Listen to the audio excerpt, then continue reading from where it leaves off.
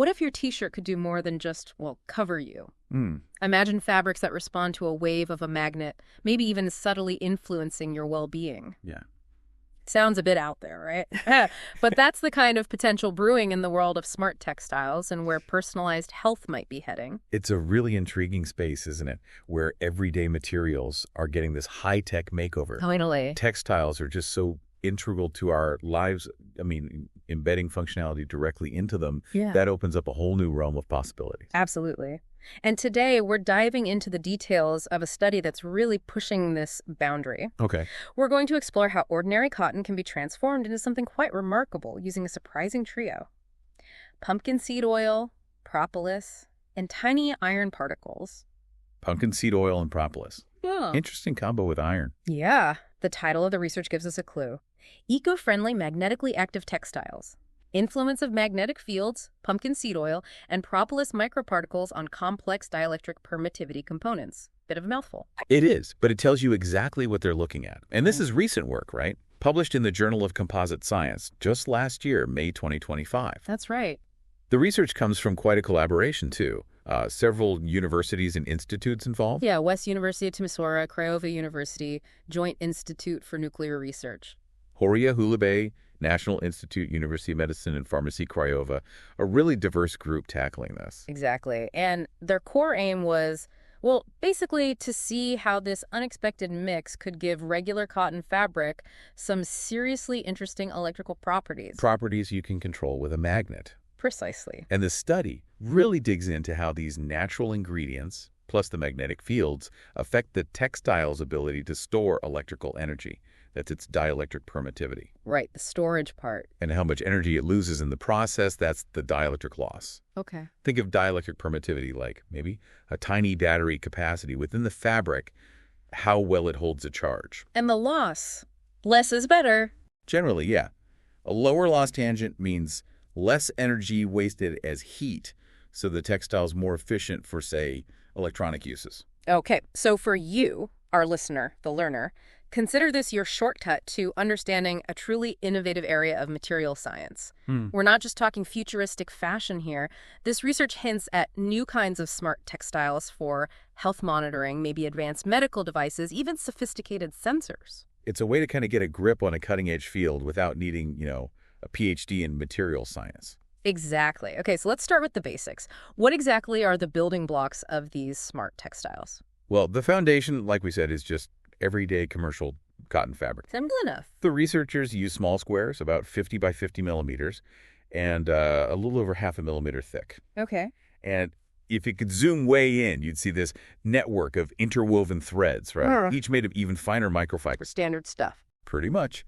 They also noted its density, 0.346 grams per cubic centimeter, and the lab humidity during measurements was around 65%. So just regular cotton, but it's about to get a lot more interesting. Definitely. So tell us about this pumpkin seed oil. It's not something you usually associate with high-tech materials. True. This particular pumpkin seed oil, or PSO, came from a supplier in Romania, Biodis Timisoara. Okay.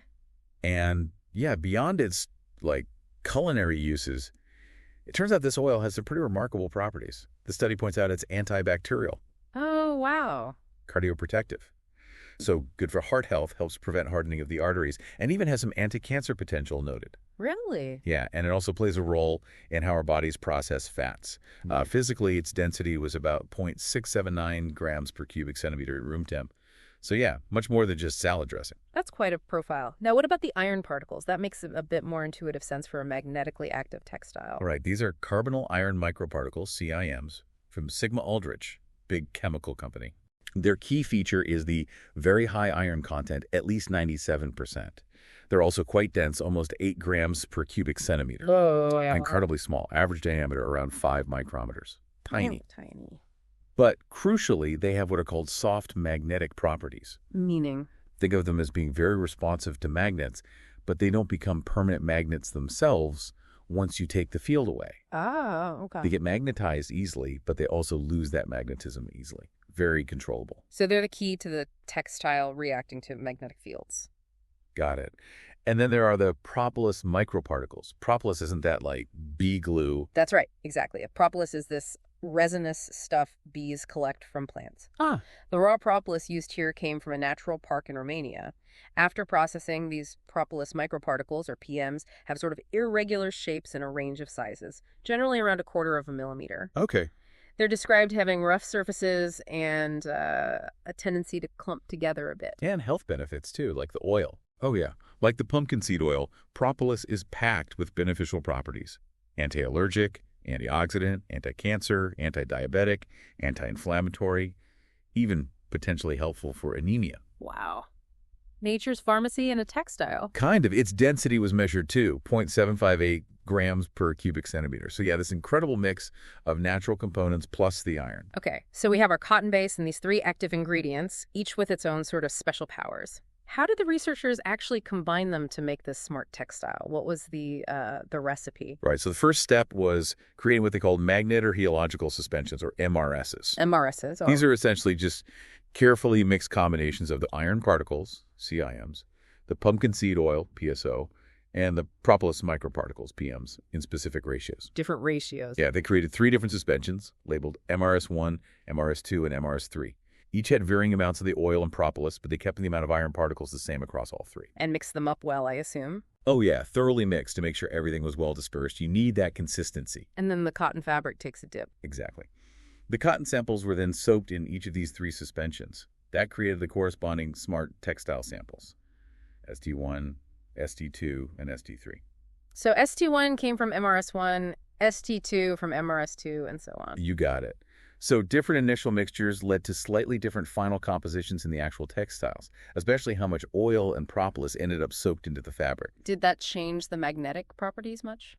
Interestingly, not really, in terms of overall magnetization potential. Despite the variations in oil and propolis, the saturation magnetization, basically how strongly they could potentially be magnetized, was quite similar for all 3, around 10.2 amperes meter squared per kilogram. Okay. They did end up with slightly different thicknesses, though, after soaking. ST1 was thinnest, ST3 thickest. So we have these cotton fabrics now infused with this active mixture. What does the study say about how these components arrange themselves inside the fabric? Yeah, here's where it gets pretty cool.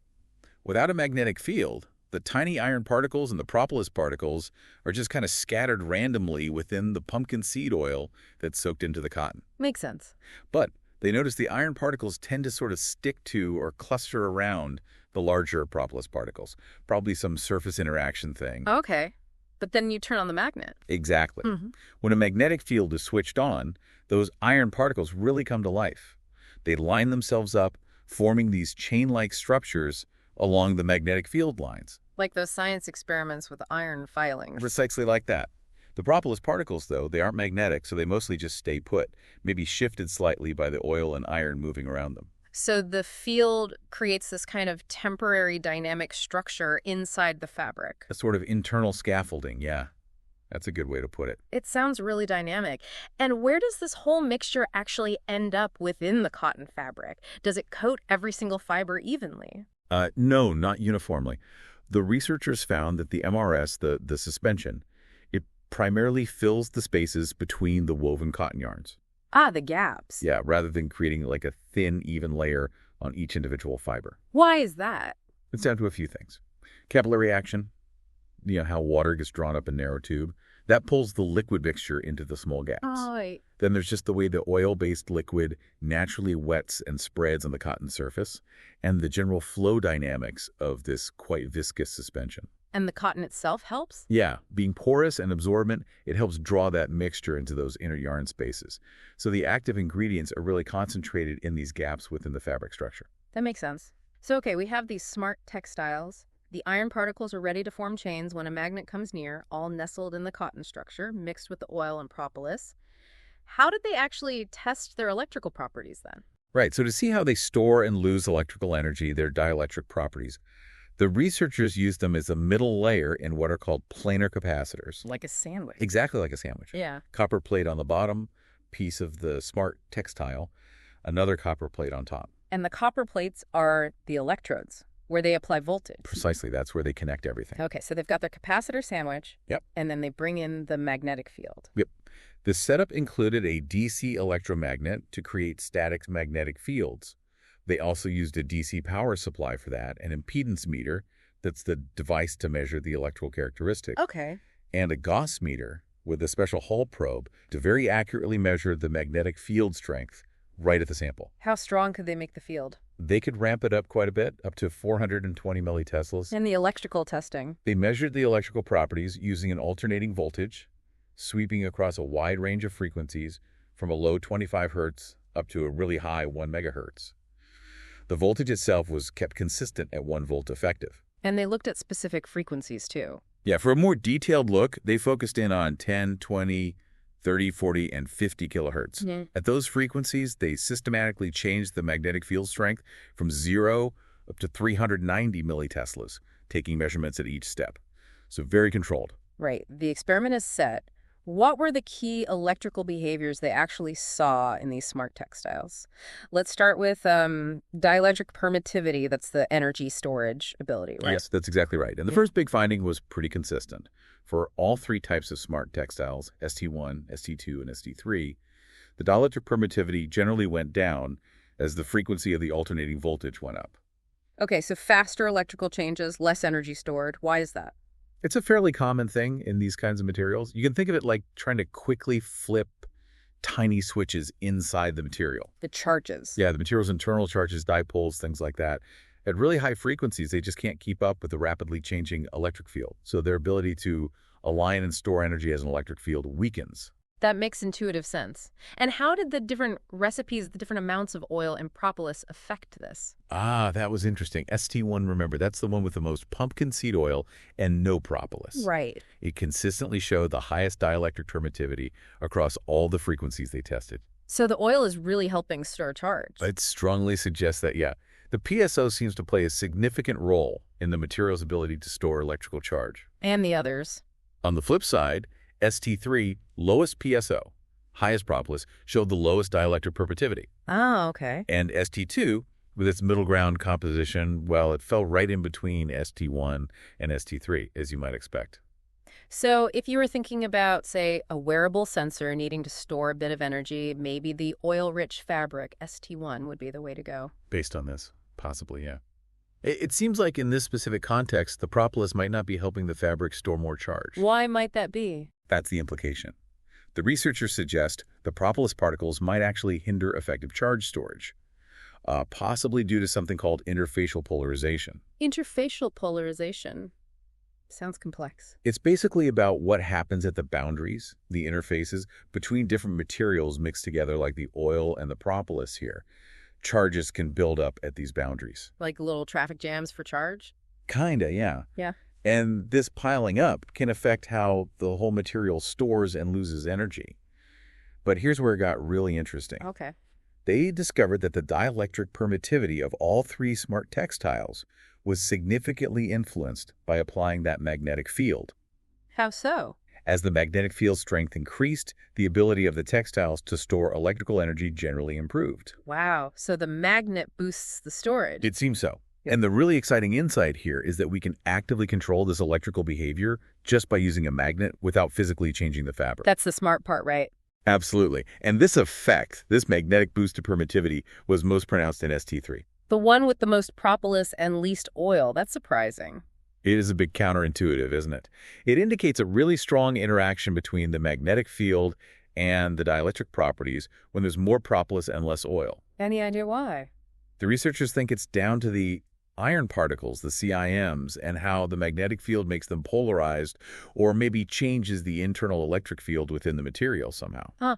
So maybe the iron particles interact with the propolis differently under the field. That's a great question. The study definitely hints that these complex interactions between all the components, especially under the magnetic field, are crucial. It's fascinating that the material with the least oil shows the biggest magnetic response for energy storage. Okay, very cool. Now let's flip the coin. What about energy loss? The loss tangent, what did they find there? Okay, the loss tangent that tells us about energy dissipation usually is heat. They saw a decreasing trend here as well, but with frequency. Loss tangent went down as frequency went up for all three STs. So losses are worse at lower frequencies. That's what it suggests, yeah. Huh. The main ways these materials lose energy seem more significant at those lower frequencies. They didn't see any sharp peaks or spikes in the loss curves, I think. meaning the losses are likely due to more steady things, like a relatively constant polarization effect within the material and maybe some degree of electrical conduction, electrons actually moving through rather than specific molecular vibrations kicking in at certain frequencies. Okay. And how did the different recipes, the compositions, affect this energy loss? Right. ST1, the high oil one, showed intermediate loss values. Maybe a decent balance. Stores charge reasonably well without wasting too much energy. And ST2? ST2, interestingly, consistently had higher losses than ST1. The researchers guess this could be due to that interfacial polarization again, happening at the boundaries between the oil and the propolis particles. More interfaces, maybe more loss points. Makes sense. And ST3, the propolis-rich one. That generally had the lowest loss tangent values. Lowest loss, but also lowest storage. Interesting trade-off. Exactly. They hypothesized that in this system, maybe charge trapping at the interfaces created by the propolis and the polarization effects there are the main things governing the energy dissipation. It's complex. And did the magnetic field mess with the losses, too? Oh, absolutely. They found a clear correlation between the loss tangent and the magnetic field strength in all three textiles. So the magnet affects loss as well as storage. Yep. It points to what are called magnetodielectric effects. Basically, the magnetic field is influencing the dielectric loss. How? Well, the presence of the iron particles might be increasing energy losses through mechanisms like magnetoresistance. A change in resistance due to the magnetic field. Exactly. Or maybe the generation of tiny electrical currents, called eddy currents, within the iron particles themselves when they're hit with that changing electric field from the measurement. So the magnetic field is a really versatile control knob here, hitting both energy storage and energy loss. What about just plain electrical resistance? How easily do these fabrics conduct electricity?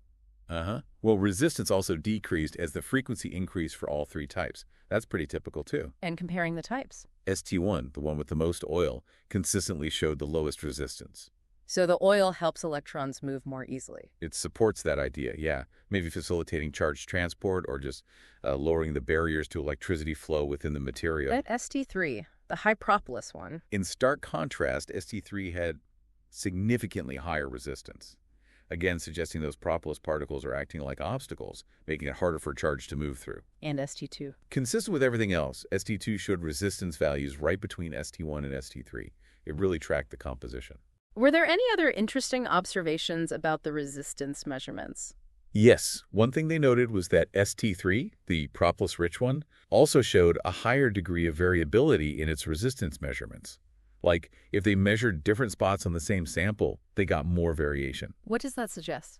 It suggests that the distribution of the propolis within the fabric might be less uniform, maybe clumpier, leading to more inconsistency in how well it conducts electricity from point to point. Greater heterogeneity, they called it. Okay, so we've really dug into the ingredients, how they're put together, how they behave electrically under different conditions, magnetic fields, frequencies. What are the potential real-world applications that this research might lead to? Where could this actually be used? Yeah, this is where the potential really starts to shine, I think. The researchers highlight several really exciting possibilities. Like what? Firstly, wearable electronics. It's a big one because these textiles are flexible and you can tweak their electrical properties with magnets. They could be used to create things like flexible capacitors integrated into clothes for energy storage, or maybe even sophisticated bioelectronic sensors. Sensors woven right into your shirt. Potentially, yeah, for health monitoring, seamlessly. Right. Secondly, there's significant promise in biomedical devices. Because of the natural ingredients. Exactly. The fact that the pumpkin seed oil and propolis have these inherent bioactive properties, antibacterial, anti-inflammatory, etc., combined with the magnetic control, well, that opens up avenues for things like promoting wound healing. Or maybe drug delivery. Yes, controlled drug delivery. Yeah. Imagine a smart bandage that releases medication, may be triggered by passing a small magnet over it. Whoa, a bandage that releases medicine with a magnet. That's mind-blowing. It is pretty cool stuff. Still research, of course, but the findings definitely point towards some incredible future possibilities. Any other areas? And finally, that tunability, the fact that their electrical properties change with the magnetic field, suggests they could be valuable for electromagnetic shielding. Protecting electronics. Yeah, protecting sensitive devices from interference. Or maybe even in creating reconfigurable radio frequency devices for, like, communication technologies.